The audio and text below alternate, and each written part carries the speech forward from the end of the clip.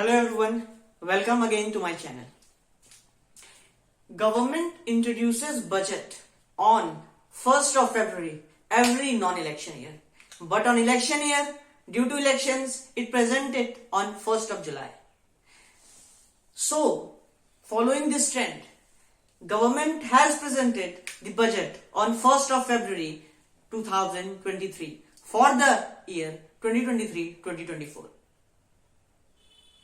Now, I shall today discuss what are the what are the causes behind a particular policy formation. तो आज हम लोग discuss करेंगे कि गवर्नमेंट ने जो नए बजट में जो भी पॉलिसी के चेंजेस किए हैं उसको क्यों किया गया, why the government has made certain changes in the its policies. तो उसको समझने से पहले, before understanding it, we have to know what was the situation before the budget of India and the world. Now situation before 2023 budget या situation की जगह हम यहां लिख सकते हैं बैकग्राउंड क्या था इसका. Background of 2023 budget. तो सबसे पहले पिछले साल रशिया और यूक्रेन का वॉर स्टार्ट हुआ, जिसकी वजह से जो सप्लाई चेन है वो पूरे तरीके से डिस्टर्ब हो गया और ऑयल रशिया जो भी ऑयल प्रोड्यूस करता था उस पे वेस्टर्न कंट्रीज ने सैंक्शंस को इंपोज किया. So western countries had impose sanctions on the Russia and a cap has been determined in this regard and Russia can not sell its oil below that cap limit. So and India agreed, India favoured Russia in this regard. So these things has led to instability worldwide and the oil prices soared because of that, and exports of India has also fallen during these periods. So first of all, export was falling considerably in India and private investment was very low. Private investment was very low. Government में इसने इस बार बहुत ज्यादा capital expenditure पे जोर दिया है. Capital expenditure मतलब कि बिल्डिंग, रोड, ब्रिजेस बनाने का काम, जिसपे जो खर्चे होते हैं बिल्डिंग बनाने में, रोड बनाने में, ब्रिजेस बनाने में, इन सब जो खर्चे होते हैं सरकार के, जिससे कोई एक ऐसी चीज बनती है जिससे सरकार को कोई कर्ज न देना पड़े, लायबिलिटी नहीं होती, एसेट क्रिएट होता है इससे गवर्नमेंट का. ये एक्सपेंडिचर होते हैं कैपिटल एक्सपेंडिचर. गवर्नमेंट ने इसको इस बार 10 लाख करोड़ के आसपास किया. 10 लाख करोड़ का इस बार गवर्नमेंट बजट कैपिटल एक्सपेंडिचर को डिटरमिन किया गया है. लेकिन सरकार कई साल से कैपिटल एक्सपेंडिचर को इंक्रीज कर रही है. इसका कारण क्या है, क्यों सरकार बार बार ब्रिज, रोड बनाने पे इतना जोर दे रही है?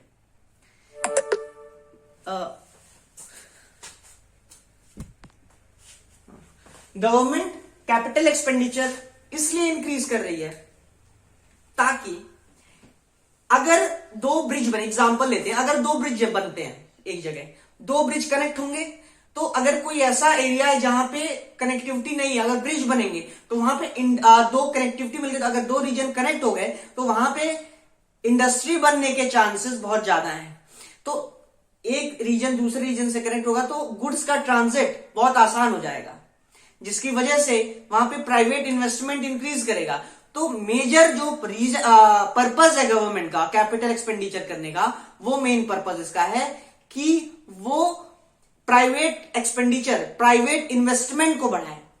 तो प्राइवेट इन्वेस्टमेंट को इंसेंटिवाइज करने के लिए गवर्नमेंट कैपिटल एक्सपेंडिचर करती है. तो इस बार फिर से गवर्नमेंट ने कैपिटल एक्सपेंडिचर किया, लेकिन despite these efforts by the government, capital expenditures have been considerably low since a very long time. The reason behind this low capital expenditure was that there was very low private consumption expenditure, means private consumption expenditure जो हम लोग आपस में normal आदमी जो consumption करते हैं, आम जीवन के खान पान के सामान जो होते हैं, उसको हम लोग का कंजम्पशन कम था। कारण क्या था इसका?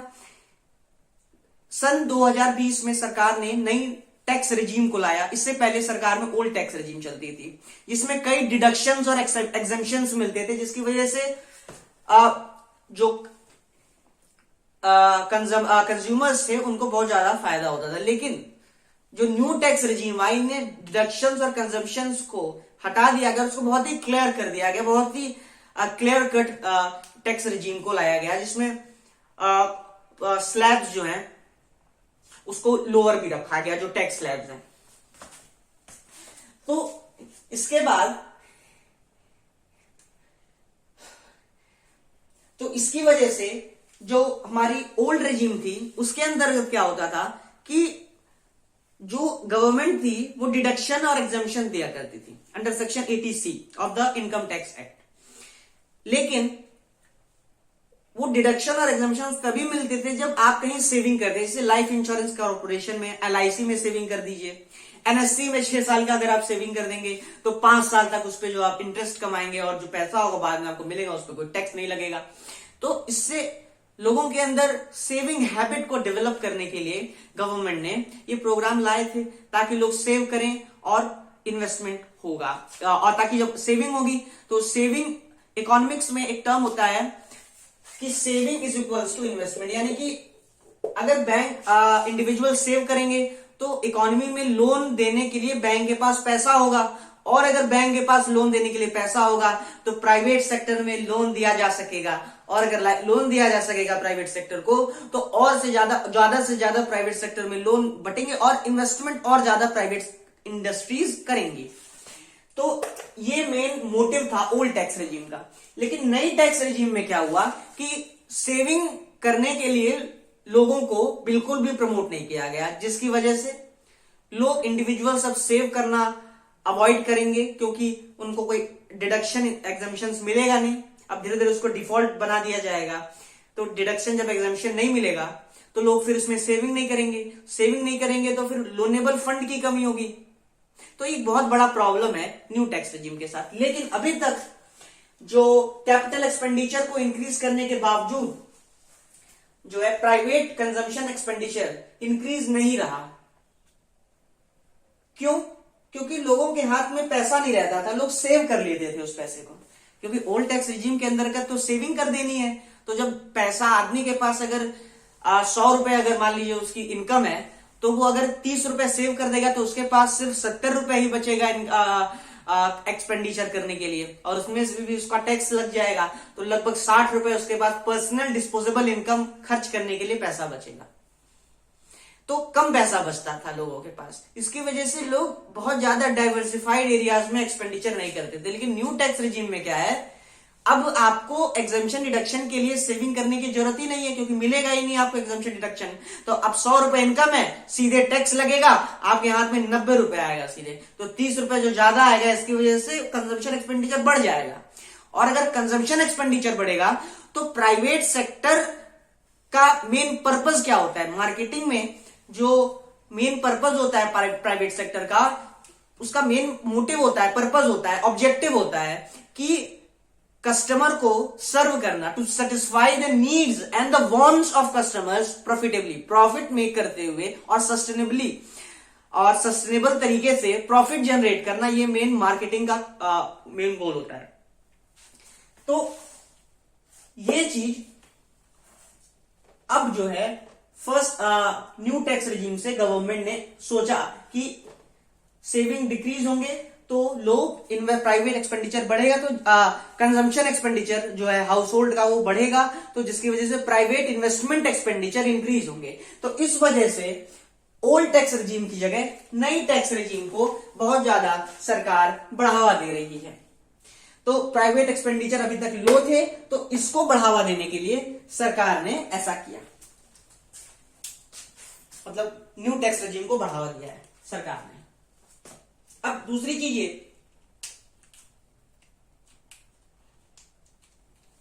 कि जो इस बार सरकार ने रिबेट भी है 7 लाख रुपए तक, जिसकी न्यू टैक्स रिजीम के अंतर्गत जो आता है उसको 7 लाख रुपए तक का रिबेट, अगर कोई 7 लाख की तनख्वाह है, उसकी सैलरी है, तो उसको टैक्स नहीं देना पड़ेगा न्यू टैक्स रिजीम के अंदर। जो ओल्ड टैक्स रिजीम में जो डिडक्शन एग्जम्पशन ले रहा है उसको कोई फायदा नहीं है।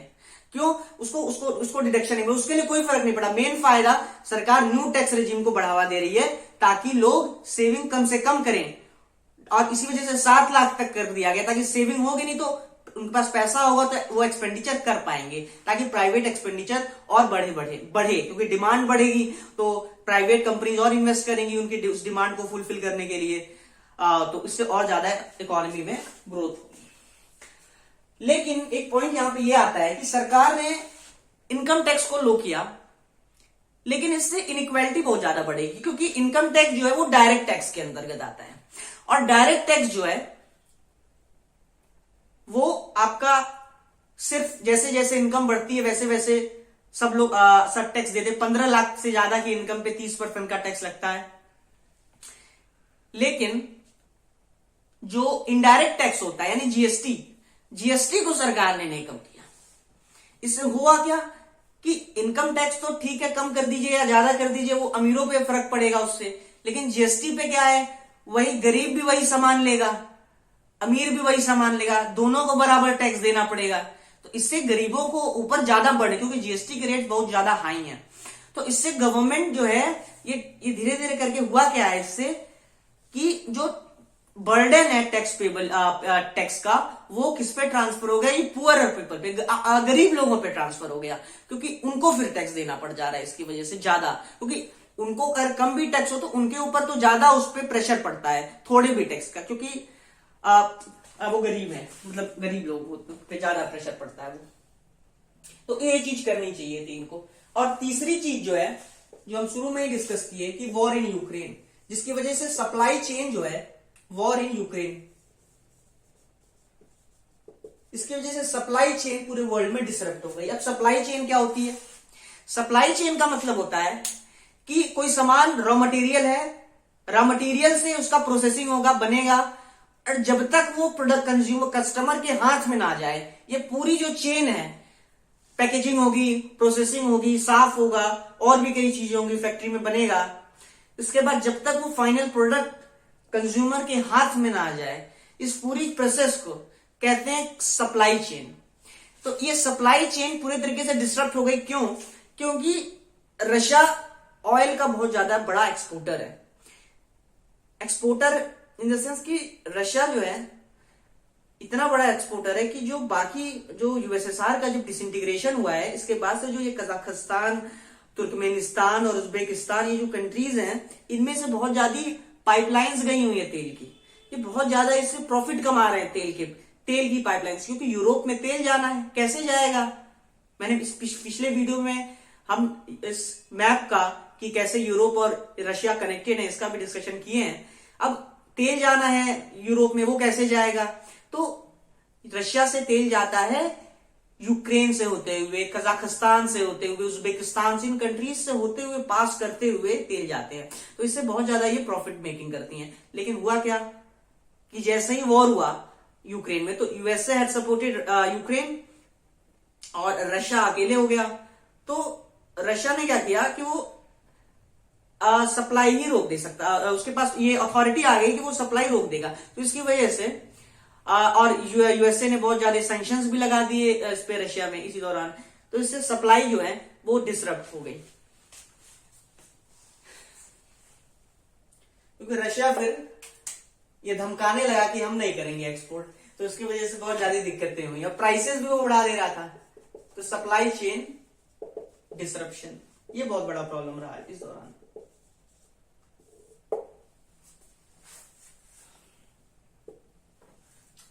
चौथा जो है फियर्स ऑफ रिसेशन।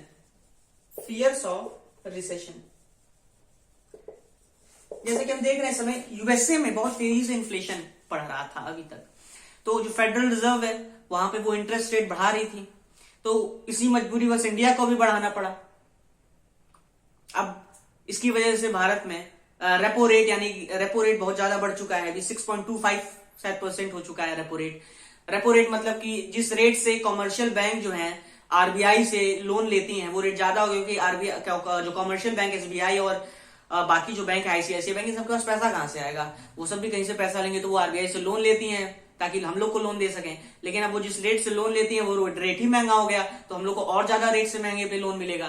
तो इससे होगा क्या, इकोनॉमी में क्रेडिट ग्रोथ कम हो जाएगी, जिससे लोग कम इन्वेस्टमेंट करेंगे, मनी सप्लाई कम हो जाएगी, तो सरकार का और इससे इन्फ्लेशन कम हो जाएगा। तो सरकार का मेन मोटिव ये है कि इन्फ्लेशन कम करें। अगर सरकार इंटरेस्ट रेट नहीं बढ़ाएगी, एक तरफ तो फेडरल रिजर्व इंटरेस्ट बढ़ा रही है, अगर इंडिया भी इंटरेस्ट रेट ना बढ़ाए तो इससे होगा क्या, इससे रिजल्ट ये आएगा कि चूंकि इंटरेस्ट रेट बढ़ता है तो डिपॉजिट का भी इंटरेस्ट रेट बढ़ेगा और लोन का भी इंटरेस्ट रेट बढ़ेगा। अगर यूएसए में डिपॉजिट का इंटरेस्ट रेट बढ़ जाएगा तो जो कंपनीज इंडिया में इन्वेस्ट की हुई हैं, जब इंडिया का इंटरेस्ट रेट कम है तो फिर इंडिया में वो क्यों इन्वेस्ट करेंगे, उनको तो ज्यादा फायदा यूएसए में मिल रहा है, तो सारी कंपनी फिर यूएसए चली जाएंगी। इसको कहते हैं कैपिटल आउटफ्लो। तो इससे होगा क्या कि कैपिटल आउटफ्लो हो जाएगा। तो इस कैपिटल आउटफ्लो को प्रिवेंट करने के लिए इंडिया में आरबीआई में जो गवर्नर और डेप्यूटी गवर्नर्स हैं वो लोग भी इसको इसका कॉग्निजेंस लेते हुए इसको जो है रेपो रेट वो भी गवर्नमेंट भी इंक्रीज कर रही है इन्फ्लेशन को कंट्रोल करने के लिए। तो अभी भी इन्फ्लेशन बहुत ज्यादा है पूरे वर्ल्ड में, तो इसी की वजह से, और यूएसए और यूके में भी अभी जब से ये ऋषि सुनक आए हैं पीएम, इससे पहले जो इनसे पहले जो एक लेडीज थी वो क्या की थी, इनकी पॉलिसी जो है जो पिछले पीएम थे वो कुछ दिन के लिए रही थी, उन्होंने क्या किया था कि वो कॉर्पोरेट टैक्स को हटा दी थी, जिसकी की वजह से इनका टेन्योर खत्म हो गया बहुत जल्दी, बहुत कम कर दी थी कॉर्पोरेशन टैक्स को, तो इनकी वजह से इनका टेन्योर बहुत जल्दी खत्म हो गया। तो इसकी वजह से यूके में भी बहुत ज्यादा रिसेशनरी फियर्स आ चुके थे, क्योंकि बहुत ज्यादा रिसेशन के चांसेस बन चुके थे, क्योंकि इसकी भी इकोनॉमी बहुत ज्यादा डमाडोल थी कह सकते हैं। और इसी दौरान भारत के दूसरे सबसे अमीर आदमी, दूसरे या तीसरे, अडानी साहब के ऊपर यूएसए की कंपनी है, शॉर्ट सेलर है हिंडनबर्ग, उसका भी एक आरोप आ गया है कि ये करती क्या है कि शॉर्ट सेलर जो है ये हिंडनबर्ग, इसने कहा कि जो अडानी की कंपनी है वो अपनी जो शेल कंपनीज है उनके जरिए वो अपने शेयर खरीदवा के अपने शेयर का बहुत ज्यादा प्राइस बढ़वा दिए हैं। क्योंकि शेल कंपनीज क्या होती हैं, शेल कंपनीज ऐसी कंपनीज होती हैं जिनके पास कोई बिल्डिंग या कुछ नहीं होता, बस नाम मात्र की कंपनीज होती हैं। तो ऐसी कंपनी के जरिए वो अपने शेयर्स को खरीदवाए, और जब शेयर खरीदे जाएंगे ज्यादा से ज्यादा तो उनकी डिमांड बढ़ जाएगी, और जैसे ही डिमांड बढ़ती है तो प्राइस बढ़ जाएंगे, तो शेयर के प्राइस बढ़ जाएंगे। तो इस चीज को, इसका एलिगेशन लगाया हिंडनबर्ग शॉर्ट सेलर ने। लेकिन अब इसमें शॉर्ट सेलर हिंडनबर्ग का भी बहुत फायदा है। हिंडनबर्ग का फायदा कैसे, शेयर कम होंगे तो वो शेयर खरीद लेंगे, अब बाद में शेयर बढ़ेगा तो वो बेच के प्रॉफिट कमाएगा, यही उसका काम है, क्योंकि शॉर्ट सेलर का यही काम होता है। तो उसका वो ऐसे ही करते, वो पहले भी ऐसे ही किए, कई कंपनियों को गिरा चुकी हैं और बहुत ज्यादा प्रॉफिट कमाती है हिंडनबर्ग, उसका वो उस तरीके का काम ही है। तो फियर्स ऑफ रिसेशन के बाद जो है पांचवा, ये तो था हमारा इशू। अब हम बात करते हैं कि जो कैपिटल एक्सपेंडिचर था इसको सरकार बढ़ाने का बहुत ज्यादा वो दे रही है, बढ़ावा दे रही है इसको। और हाँ, तीसरी चीज कि इस बार सरकार ने मनरेगा के बहुत ज्यादा फंड को कट किया है। अब इसका बहुत ज्यादा विरोध हो रहा है, लेकिन बात यह है कि मेन एम है एम्प्लॉयमेंट जनरेट करना। या तो आप मनरेगा में काम करा के एम्प्लॉयमेंट जनरेट कर लीजिए, या तो आप इंडस्ट्री पे काम करा के। तो कैपिटल एक्सपेंडिचर से जब ब्रिज बनेंगे तो उसमें भी तो लोग काम करेंगे, उसमें भी तो एम्प्लॉयमेंट होगा, उसमें भी एक तरीके से एम्प्लॉयमेंट ही जनरेट होगा। तो एमजी नरेगा की बजाय उस चीज में भी करने का कोई मेन पर्पस क्या है, एम्प्लॉयमेंट जनरेट करना, तो कैपिटल एक्सपेंडिचर से भी एम्प्लॉयमेंट जनरेट होगा।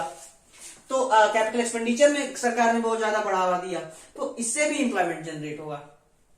तो मेन ये सब सरकार इसलिए कर रही है क्योंकि सरकार का मेन एम है फिस्कल कंजर्वेटिज्म, यानी कि सरकार ये चाहती है कि उसके खर्चे कम से कम हो, ताकि उसको बोरोइंग जो है करनी पड़े, फिस्कल डेफिसिट कम से कम हो, यानी कि जो बोरोइंग हो लोन लेके, क्योंकि सरकार खर्चा करती है तो पैसा कहां से आएगा, तो लोन लेके करती है खर्चा, तो वो लोन जो लेती है, बोरोइंग्स जो करती है वो कम से कम हो। ये मेन पर्पज है इसका सरकार का। तो उसको रिड्यूस करने के लिए सरकार सब्सिडी भी कम कर दे रही है ताकि फिस्कल डेफिसिट कंट्रोल हो सके। तो this is all about the idea behind the policy, different policy formulation of budget 2023-2024. If you like this video, then kindly subscribe to the channel. Thank you.